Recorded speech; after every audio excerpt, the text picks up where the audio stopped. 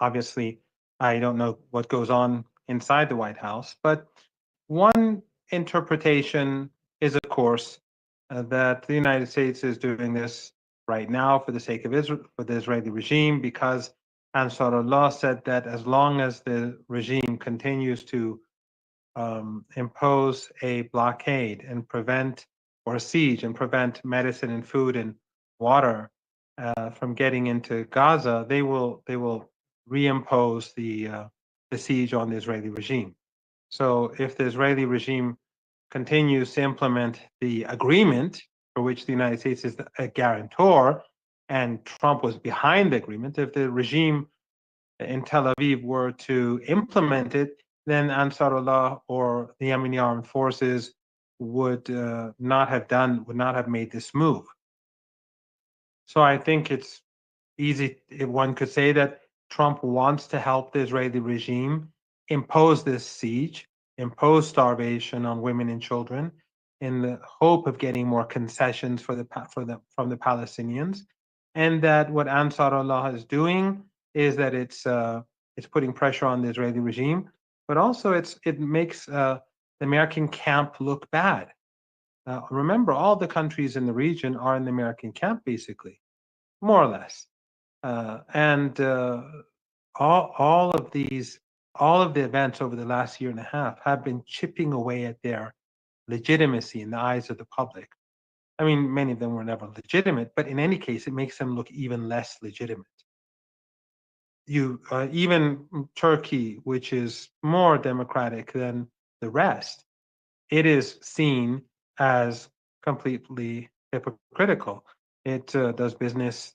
Erdogan does business with the Israeli regime. He transports oil, uh, and he even helps them gain access to goods that uh, cannot be accessed because of the blockade in the Red Sea. That's what he's been doing for a year and a half.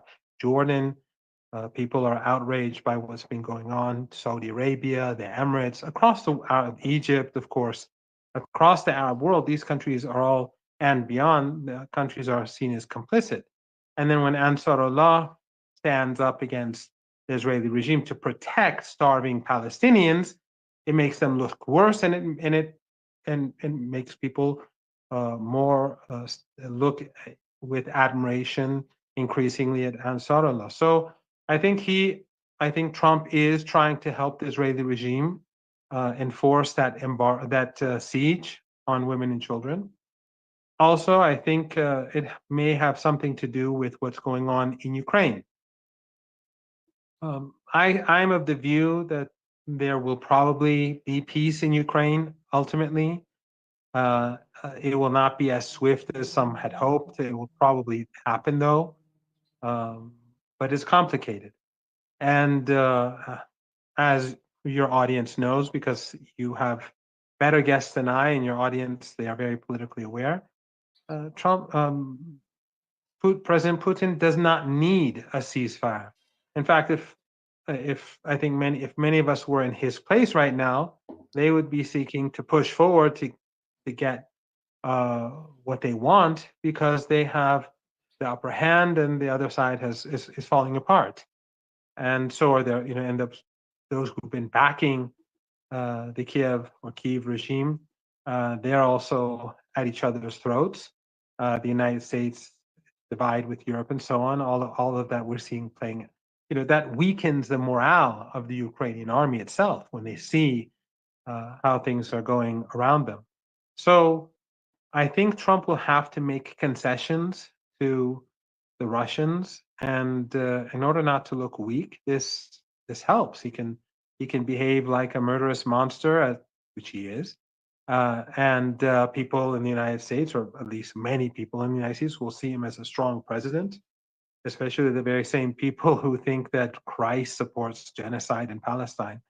But I think it benefits him. It's sort of like the whole, Canada and um, Greenland um, and the Panama Canal rhetoric. It makes him look strong in the eyes of his base and his supporters. And I think bombing Yemen, bombing countries always does good for U.S. presidents. It always it pushes up their approval numbers. And if you recall, the first time that he bombed Syria, even his opponents spoke about how he finally became the president of the United States. It was at the beginning of the Russiagate affair, but when he bombed Syria, this man of peace, everyone, the mainstream media, and they all rallied around him. So I think Yemen makes him look good in the eyes of many. Of course, in the eyes of the world, he looks like a murderous monster. But I don't think that his priority is not an international audience. It's the American people that he's looking at. So I think these are the two major issues. But one thing that we have to keep in mind, these are two interpretations that I can think of. One thing that I think is we can add to that is that this is in order to weaken the axis of resistance. But I think that is definitely a part of it. But I think that is part of a broader picture. In other words, I think it goes along with other things, but it is definitely there. In other words, I think he wants to seem strong if he has to back down on Ukraine, and he wants to help Netanyahu to put pressure on the Palestinian people, the people in Gaza. But then there's this broader objective to weaken the axis of resistance. He thinks, my understanding is that many in the West seem to think that the axis of resistance has been broken and that it is weak. And that if he can break the people of Yemen now, then the Israeli regime will reign supreme in that part of the region. I don't think that is as I've said before, I don't think that's an accurate analysis. I don't think Hezbollah and Hamas are, comparatively speaking, have been weakened compared to the Israeli regime. In war, everyone is weakened. The Russians have been definitely weakened. They've lost men, they've lost money, they've lost equipment. Everyone loses something in war. Hezbollah definitely lost in manpower and equipment. Hamas did too. And then, of course, the massacre of civilians in Lebanon, the targeting of civilians in Gaza, that's a loss too. But comparatively speaking, the resistance in Lebanon and in Gaza, I don't believe they lost. I think they won because the Israeli regime, relatively speaking, is weaker. How is it weaker? It has been exposed in the eyes of the world as a ethno-supremacist regime that is ugly, that is immoral, its very existence is immoral. And it's become like apartheid South Africa during the last years as people became more aware of what it was.